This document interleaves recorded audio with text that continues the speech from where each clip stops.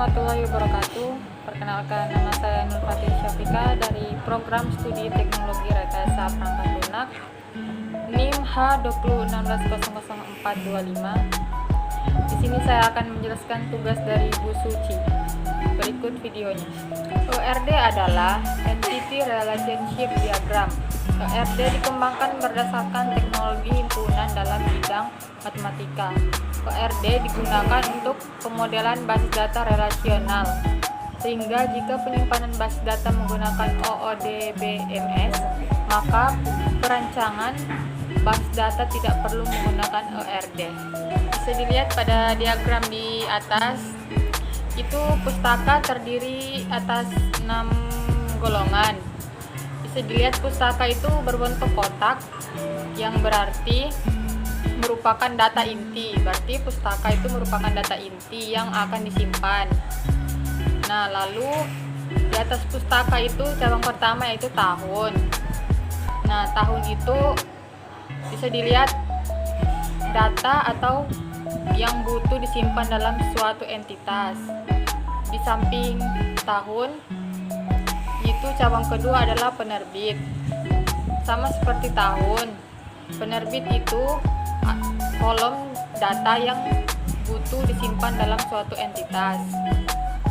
Kemudian ada jenis, judul, sama seperti penerbit dan tahun.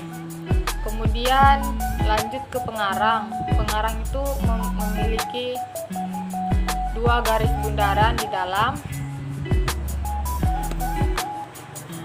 Kemudian pengarang itu bisa diartikan sebagai kolom data yang butuh disimpan dalam suatu entitas yang dapat memiliki nilai lebih dari 1. Berarti pengarang itu memiliki nilai lebih dari 1, atau bisa diartikan sebagai pengarang itu bisa lebih dari 1 pengarang. Nah, kemudian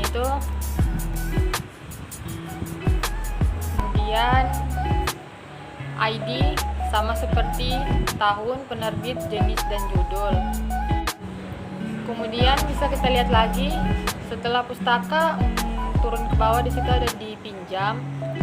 Itu berarti relasi yang menghubungkan antara entitas, biasanya diawali dengan kata kerja.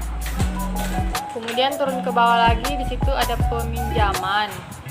Sebelum turun ke bawah itu ada tanda N, berarti di antara dipinjam sama peminjaman itu menghubungkan antara relasi dan entitas, yang dimana kedua ujungnya memiliki multiplicity, kemungkinan berjumlah pemakaiannya. Kita lanjut ke peminjaman. Kemudian peminjaman bisa merupakan data inti. Berarti dipinjam sama peminjaman itu, peminjaman merupakan data inti dari tanggal pinjam, tanggal kembali, atau bisa disebut tanggal pinjam sama tanggal kembali itu data yang butuh disimpan.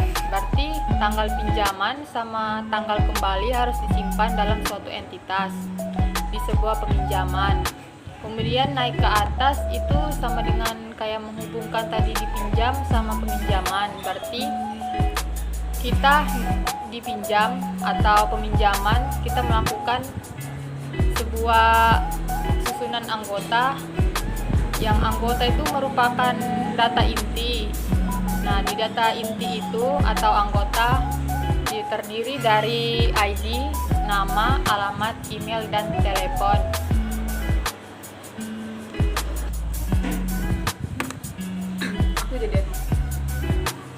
Selanjutnya, ketika kita buat pinjaman, di situ harus membutuhkan anggota.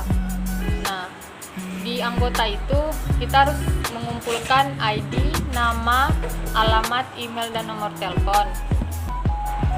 Di pertama itu telepon. Telepon itu kan dalamnya ada 2 lingkaran, berarti data yang butuh disimpan. Berarti telepon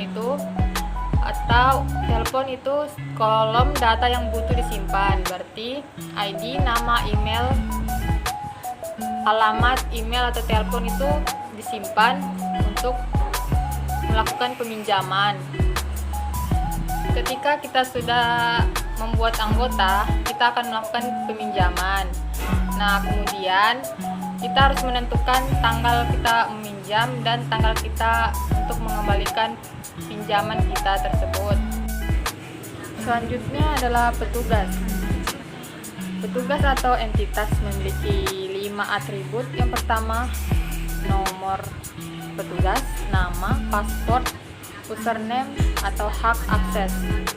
Bisa dilihat username berbeda dari yang lain, mempunyai garis bawah yang berarti atribut kunci primer yang kolom data butuh disimpan dalam suatu entitas dan digunakan sebagai kunci akses rekor yang diinginkan biasanya. Sekian dari saya, kurang lebihnya mohon dimaafkan. Assalamualaikum warahmatullahi wabarakatuh.